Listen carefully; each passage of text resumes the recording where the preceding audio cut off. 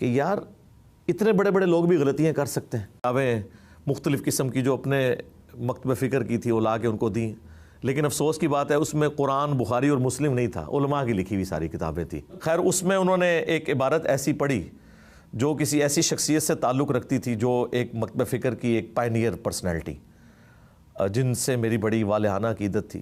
انہوں نے وہ عبارت پڑھ کے مجھے کہا کہ اچھا مجھے بتاؤ اگر کوئی ایسا کہے. میں نے کہا اگر کوئی ایسا کہتا ہے تو وہ تو عالم دین کہلانے کے حقدار نہیں ہے. نبی الاسلام کے بارے میں کوئی ایسی گفتگو تھی تو اس نے کہا یہ تمہارے بزرگوں نے لکھا ہوا ہے. وہ پہلا شوق تھا مجھے جو لگا کہ یار اتنے بڑے بڑے لوگ بھی غلطیاں کر سکتے ہیں. اس کے بعد پھر مجھے سوچنے کا موقع ملا کہ یار ہم نے کسی ایک کو نہیں دیکھنا. پھر بائی چانس اسی سال اینڈ پہ بلوچستان ہم کسی ایک اپنے ڈیفنس کے کام کے سلسلے میں گئے اور کراچی ڈیفنس میں ہماری رہائش تھی اور وہاں پہ واکنگ ڈسٹنس کے اوپر تھوڑا 15-20 منٹ کی واک کے اوپر مسجد تھی. وہاں میں نماز پڑھنے گیا. وہ ڈاکٹر اسرار صاحب کی مسجد تھی جہاں انہوں نے بیان القرآن 1998 میں قرآن کی تفسیر ریکارڈ کروائی تھی. تو پھر میں جب بیسمنٹ میں گیا تو میں نے دیکھا ڈاکٹر اسرار صاحب کی CDs رکھی ہوئی تھی، ان کی بکس. تو ہم تو ان سے کوئی اتنی اچھی عقیدت نہیں رکھتے. تو میں نے کہا اچھا اس نے وہاں پہ ایک CD تھی قرآن اور اقبال. میں نے اس لیے سے لی کہ شاید ڈاکٹر اسرار نے ڈاکٹر اقبال کے اوپر کرٹیسزم کیا ہوگا. لیکن جب وہ میں نے CD سنی نا تو مجھے اندازہ ہوا قرآن کی امپورٹنس کا، ڈاکٹر اقبال کی زندگی میں کیسے چینج آئی اور ڈاکٹر اقبال کی وجہ سے ڈاکٹر اسرار صاحب کی زندگی میں کیسے چینج آئی. اس کے بعد پھر میں نے پری ڈٹرمنٹ رزلٹس کے بغیر قرآن کو ترجمے سے پڑھنا شروع کیا اور پھر ڈاکٹر اسرار صاحب سے بھی میری ملاقات ہوئی. یہ آپ سمجھ لیں 2 واقعات ہیں ایک جو ٹرننگ پوائنٹ بنے. یہ سب نہ میں وابی نہ میں بابی، میں ہوں مسلم علمی کتابی.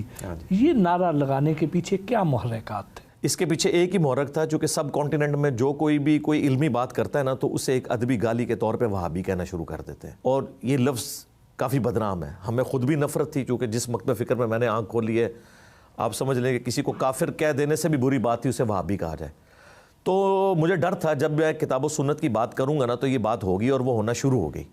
تو اس سے پہلے کہ یہ بات میرے بارے میں مشہور ہوتی میں نے خود ہی اعلان برات کر دیا کہ نہ میں وہابی. اچھا بابی کا لفظ میں نے اس لیے ڈیوائز کیا کہ قرآن میں سورہ نساء میں اللہ تعالیٰ نے فرمایا کہ اللہ تعالیٰ برائی کے ساتھ ذکر کسی کا پسند نہیں کرتا سوائے اس کے جس پہ ظلم ہوا ہو. وہ اگر کوئی واویلا کرے تو اللہ تعالیٰ اسے ایکسیپٹ کرتا ہے کہ ٹھیک ہے اس پہ ظلم ہوا ہے تو وہ تو آگے سے بولے گا. اور سورہ شورا میں آیا کہ برائی کا بدلہ اتنے لیول کی برائی ہے آپ کر سکتے ہو. کوئی ایک تھپڑ مارتا ہے تو آپ دوسرا تھپڑ اسے بھی ایک ہی تھپڑ مار سکتے ہو. تو چونکہ انہوں نے میرے لیے ایک لفظ ڈیوائز کیا وہابی تو میں نے اس کے اگینسٹ بابی، یعنی تم اپنے بابوں کے پیروکار ہو. تو اب یہ ورڈ مکمل ہو گیا. ابھی تک تو وہابی چل رہا تھا، یہ بابی کی ٹرم میں نے ڈیوائز کی آ کے سب کانٹیننٹ میں.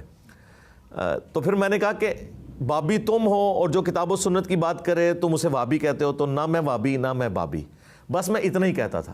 پھر کسی بھائی نے یہاں رابطہ کیا، اس نے کہا جی اس کو شعر کو مکمل کریں، میں ہوں مسلم علمی کتابی، تاکہ یہ کمپلیٹ ہو جائے. تو پھر میں نے کہا کہ میں ہوں مسلم علمی کتابی، یعنی علمی کتابی کو فرقے کا نام نہیں، یعنی ہم بکش مسلمان جسے ہم کہتے ہیں نا انگلش میں بکش. کیا وجہ ہے کہ ہمارے ہاں جو دنیاوی تعلیم حاصل کرتا ہے وہ اگر اسکالر بن جائے تو لوگ اس کو ایکسیپٹ نہیں کرتے ہیں، اور اگر کوئی مذہبی رہنما کاروبار کرے تو اسے معیوب سمجھا جاتا ہے؟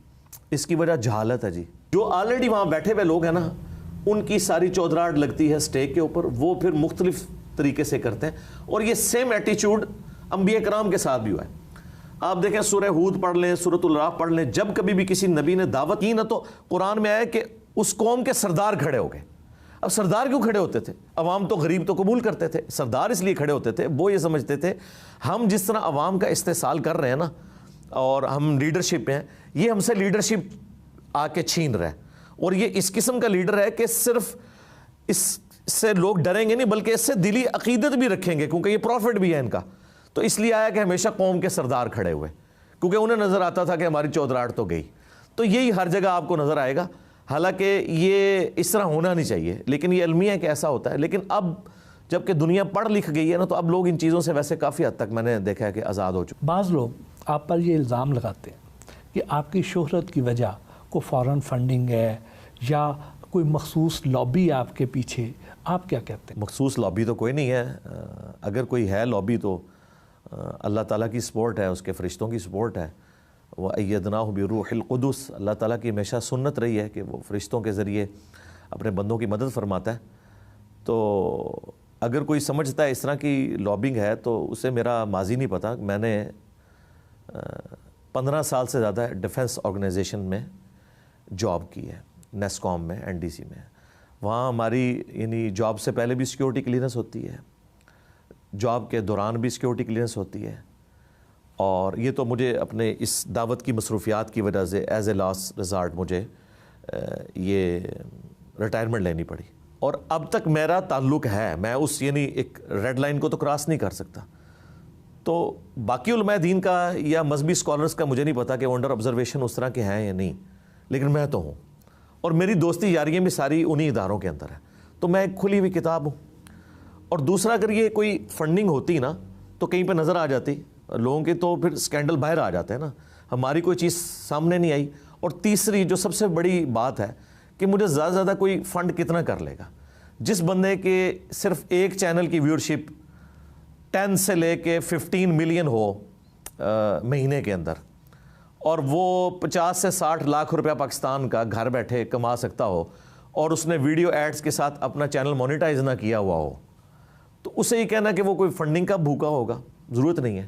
تو یہ اعتراضات تو یہ یہودی ایجنٹ, کسی کو قادیانی کہہ دینا, کسی کو غدار وطن کہہ دینا, یہ تو ادبی گالی ہیں, اسے انجوائے کرنا چاہیے. حساس موضوعات پر بڑا کھل کر بات کرتے ہیں. الحمدللہ. پاکستان میں اس طرح بات کرنا تو خطرے سے خالی نہیں ہوتا. اب صورتحال کافی بہتر ہو چکی ہے جی, یہ آپ کی بات ٹھیک ہے. آج سے تقریباً 20-25 سال پہلے جب کہ نان اسٹیٹ ایکٹرز اور وہ اسٹیبلشمنٹ کا کام بھی کرتے تھے اور اپنا کام بھی کرتے تھے, خصوصاً ضیاء الحق کے ماشاء اللہ سے آن ورڈ, تو اس وقت تو واقعی مشکل تھا. لیکن ابھی بھی اس حوالے سے مشکل ہے. تو میں نے کمپرومائز کیا نا جی, میری اب آپ سمجھ لیں پبلک لائف تو ختم ہو چکی ہے. 2 سال سے میں نماز مسجد میں نہیں پڑھتا, گھر میں پڑھتا ہوں. مجھے ایجنسیز کی طرف سے اسٹرکٹلی یعنی تاکید ہے, پبلک گیدرنگ میں نہیں جاتا, ورنہ میرے لیے کوئی مشکل ہے. دوسرے ملکوں سے بھی لوگ بلاتے ہیں, یہاں پہ بھی یونیورسٹی سے بلاتے ہیں, لیکن ایک ایشو تو ہے, تو لائف تھریٹ تو اٹیچ ہے. تو یہ ساری چیزیں, لیکن بہرحال اس طرح کا معاملہ نہیں جس طرح پہلے تھا. لیکن کسی نے تو یہ کام کرنا ہے کہ سینسٹیو ٹاپکس پہ یا تو ہم غیر مسلموں کے حوالے اپنی ینگ جنریشن کو کر دیں کہ وہ بتائیں امت کو کہ حقیقت کیا ہے. سوشل میڈیا اور یوٹیوب چینل پر مذہبی لیکچر دینے کا خیال کیسے آیا؟ یہ حساتی طور پہ ہوا تھا, مجھے تو یوٹیوب سے کوئی واقفیت بھی نہیں تھی. 2009 کے اندر ہمارے ایک دوست تھے, انہوں نے اپنے شوق سے یوٹیوب چینل بنایا, مجھے تو پتہ بھی نہیں تھا.